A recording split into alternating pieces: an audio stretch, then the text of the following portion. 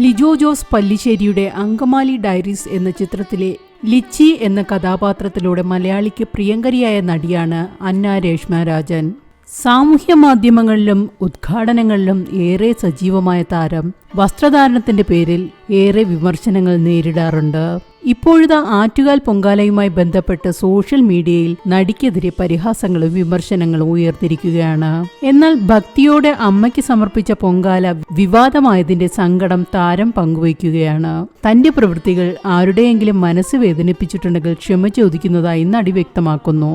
നടിയുടെ വാക്കുകൾ ഇങ്ങനെയാണ്: ആദ്യമായാണ് ഞാൻ ആറ്റുകാൽ അമ്മയ്ക്ക് പൊങ്കാല അർപ്പിക്കാൻ എത്തിയത്.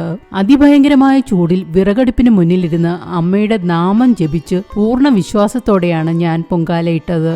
ആ പരിശുദ്ധമായ നിമിഷങ്ങളെ തെറ്റായ രീതിയിൽ ചിത്രീകരിച്ച് പ്രചരിപ്പിച്ചത് കണ്ടപ്പോൾ വലിയ സങ്കടം തോന്നി. സ്വന്തം ബ്രാൻഡിലുള്ള സാരി ധരിച്ചാണ് അന്ന പൊങ്കാലയ്ക്കെത്തിയത്.